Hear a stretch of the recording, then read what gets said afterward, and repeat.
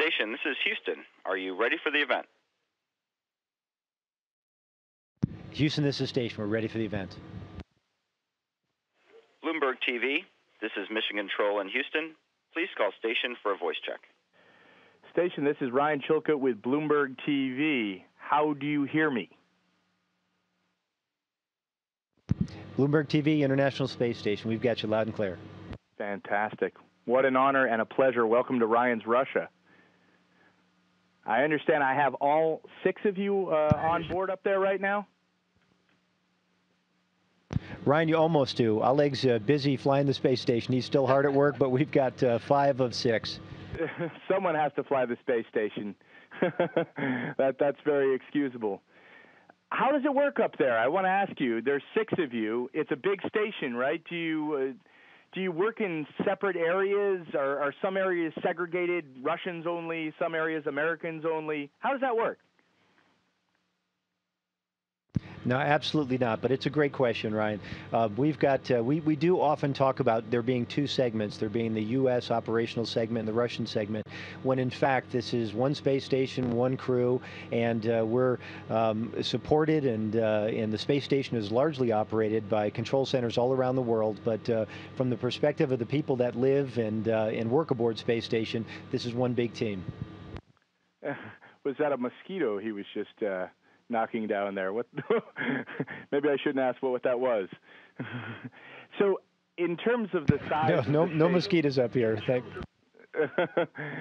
In terms of the size of the station, do you find yourselves bumping into one another? How big is it, and how often do you interact? We bump into each other every day, all day long, and station is big, but it is amazing how often we'll all be working in like 1 cubic meter out of the 1,000 cubic meters that are up here, and it's just one of the facts that happens, that you'll have one rack and there'll be a set of experiments, and at least 3 of us will be working all around this one rack. And how do you divvy up the resources? I mean, I know sort of 6 grown men, 2 bathrooms, right? One on the American side, one on the Russian side. Do you share bathrooms? What happens if one breaks? A timely question. That often does happen here. And we've got, I guess I would consider it, we have almost 2 full baths, or fully functional ones. We've got 2 smaller ones that are in the Soyuz vehicles that brought us up here and will bring each of us, crews of 3, back to the planet Earth. We do spend a surprising amount of time keeping that hardware working and functioning, and but it's important to us. And when there's an issue with the one that's in node 3, for example, then all of us use the one in the service module, and if there's an issue with that one, then we all use the one up here. But no, there's no restrictions one way or the other. And you have like a maintenance schedule of some kind? I mean, can you? Presumably the commander can pull rank and say, "I'm not going to clean." You don't want to run the risk of a mutiny. No, actually, there's not per se, so much a dedicated maintenance schedule. Is a lot of the work that we do is on condition. So if everything is working and humming along well, and we don't have to change out a component, for example, for every 3 months or whatever the duty cycle would happen to be on it, then things are fine. Occasionally, we'll have an indicator light that'll come on to tell us that there's an issue with one of the components, and we'll roll up our sleeves and we'll go to work and square it away. If you don't mind, if I could ask one of the cosmonauts a question, I want to ask about how you eat on board. Is that something that you do separately? Do you invite the Russians over? Do they invite you over? I mean, is it sort of freeze-dried borscht on Wednesdays?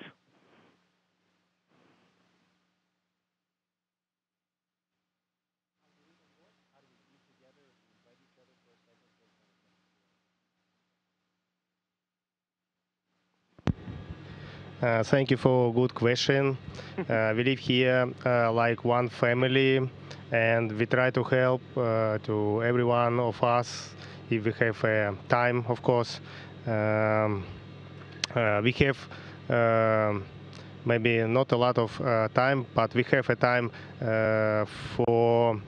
to be together, maybe during the supper or during the weekends. We have dinner together. We speaking about our problems, about our family, of course, on the earth, and we can see interesting program or movie together. What else? One of you celebrated your 40th birthday up there. Did you have a big party? Yes, we had two same parties of birthday parties, me and Anatoly here on board. It was a beautiful time because we were on altitude 400 kilometers over the Earth. It's like maybe record in the world. I think.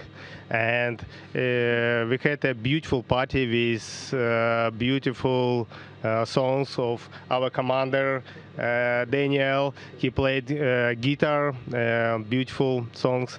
And we had nice food. It's like strong coffee, beautiful tea, and something snacks. It was a great time. I got to ask you, give me one thing that you think Russia does better when it comes to space flight, and one thing that you think the United States does better.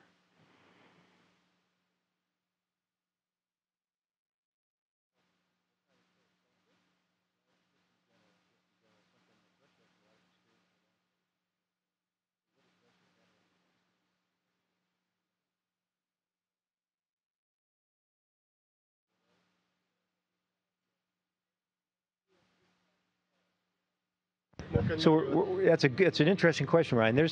There's a lot of aspects to it. If you look at just the day-to-day and the kind of things we interact with, stuff that would seem trivial sometimes maybe on planet Earth, there's certain ways that we package food on the food that comes up via the U.S. assets. There's different kinds of food that come up. So food is one thing. There's a lot of difference. We actually share quite a bit across the hatches, so to speak. I think if I were to look at it more globally, though, the thing that Russia brings to space exploration that a lot of us are newcomers to is just the experience of long-duration spaceflight. How do you live and work? How does a human being stay up here and operate for 6 months at a time? How do you keep the hardware working for those kind of durations? And on the U.S. side, we're relatively new to this. The European Space Agency astronauts, many of whom have already been flying and have a lot of experience on the Mir for long duration as well, probably already have a lot of that background. I think we tend to make things on the U.S. segment, things tend to be very, very intricate, very, very sophisticated, sometimes maybe at the expense of easy maintainability, I guess I would say sometimes. We're learning a lot of great lessons here on the modules that are forward of PMA-1. Let me ask you about the Soyuz, because that's the way up to the station now. I wanted to ask you, I guess this is you all came up now on the Soyuz. It must be very different than the shuttle.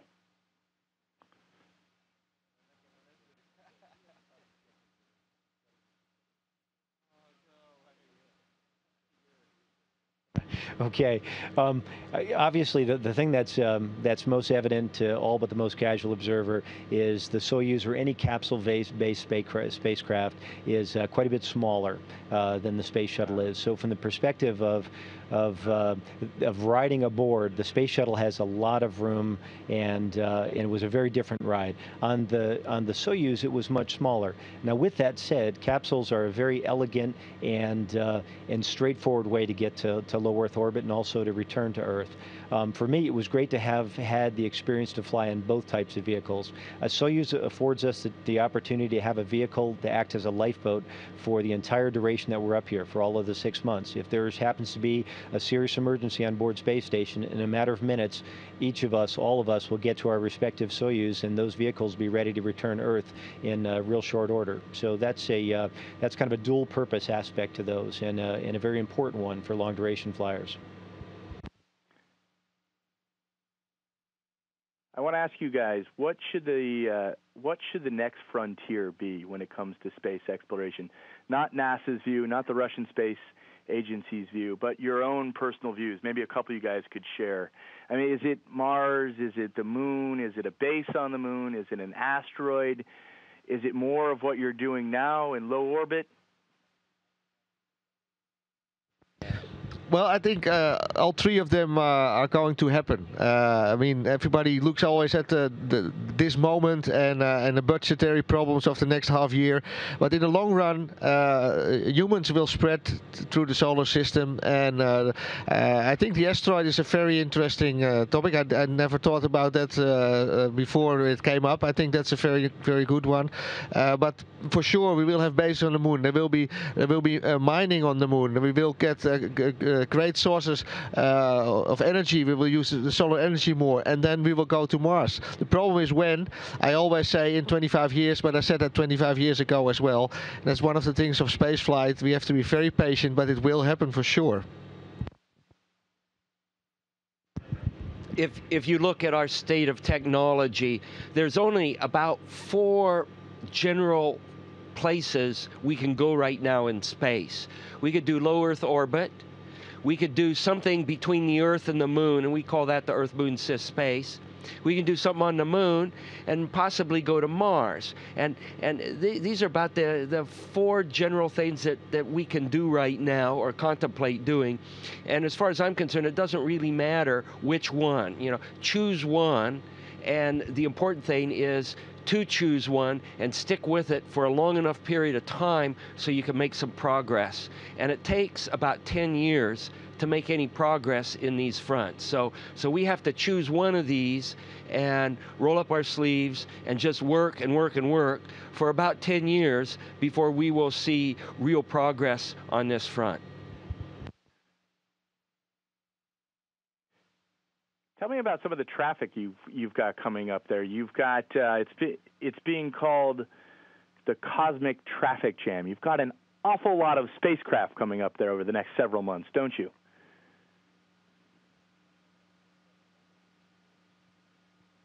Yeah, we sure do, and it's actually the lifeblood of space station. A lot of the cargo vehicles are key to keeping the space station operating and functioning. It's the method for us to return science, something we put the shuttle to good use for, in addition to bringing cargo up here. And SpaceX, the Dragon, their vehicle, which will launch, we hope, on April 30th of this month, will afford the capability of returning hardware from station. We also have a Progress cargo vehicle docked to station right now. It will bring trash back. It'll actually be incinerated on the way back through Earth's atmosphere. Another Progress vehicle is lined up to come here, and most importantly and most immediate for all of us on board is very soon we'll have the European Automated Transfer Vehicle number 3 that's going to be docking on the aft part of space station here in a week. So you've got commercial spacecraft, you've got European spacecraft, you've got Japanese spacecraft, Russian spacecraft, the commercial from the United States. I mean, is that an indication that the times have changed? The old sort of Cold War space race is long past because it's not just 2 countries, not just 2 spacecraft, but I mean, it's, you know, you guys are busier than Star Trek up there with all these spacecraft coming in. Yeah, I think, well, we are already for a while in this international era, and I think that's a very good thing. I really like it to work one day in the Japanese module, then do something in the Russian module, and European, American. That's very good. And I think we're getting into another new era, and that is the commercial space flight. So it's very interesting that the Dragon is coming soon, and that's the future. Like with all kind of transportation we have on Earth. In the beginning, it's new and it's some pioneers, and then the companies take over, and agencies go beyond and do new things and then continue with exploration. I think that's a natural process, and I'm very pleased that I'm here now when we start with it. SpaceX says they may have round-trip flights to Mars for, let me make sure I get this right, $500,000 in 10 years' time. What do you guys think about that? That changes everything, doesn't it? I think if we can greatly reduce the expense of getting things to low Earth orbit, it opens up in an unbelievable way space exploration for many more people than have had a privilege to do this so far. And I think probably all of us would share the sentiment that says the more the merrier. And as soon as you can have companies who are able to do this and be viable in the private sector, then it greatly opens up the possibilities for spaceflight. Like Andre said, I think it's important for the really hard, very tough things to be done probably by nations and by nations' space agencies and ideally by nations working together. So those are the big steps that need to be taken, on a big scale, and they don't often return a lot on the investments in the near term. As soon as we figured out the Earth to low Earth orbit piece, and I think we're getting pretty close to that right now, then the time is ripe for commercial companies to be able to step in and take over that piece, and then the governments and the international space agencies will then take the next stride, and I think that's great. And I think the more vehicles that we have that are able to fly in space, the better it is for all of us. Now, a very important question. Have you tried Angry Bird Space yet?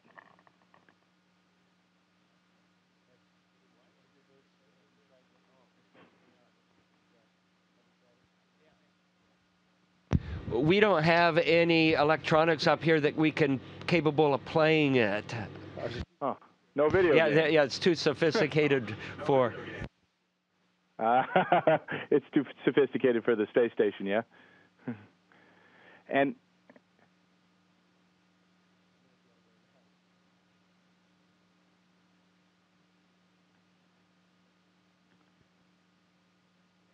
we are Bloomberg.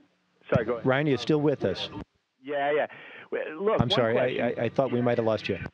Sure. We are Bloomberg TV. We were wondering, how do you keep track of your investments when you're so far away?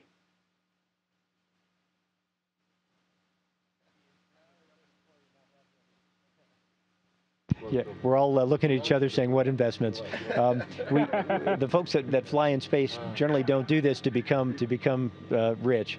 And, the richness we have is in the opportunity to do this. So actually, I don't really think a whole lot about it, and don't really have a whole lot in that. Maybe down the road sometime, but for me, my focus has been, working in this business and working with this great team that we have on board, and with all the wonderful folks, smart folks that are on the ground that make it possible. One last quick question: when you look, and I think our biggest. I was just saying, I think our biggest investment is our families, and that goes well. One quick question. When you look out the window, everybody wants to see, obviously you can see Earth. I think we only got about 30 seconds. You can see what, other planets, asteroids, space junk. What do you see out the window?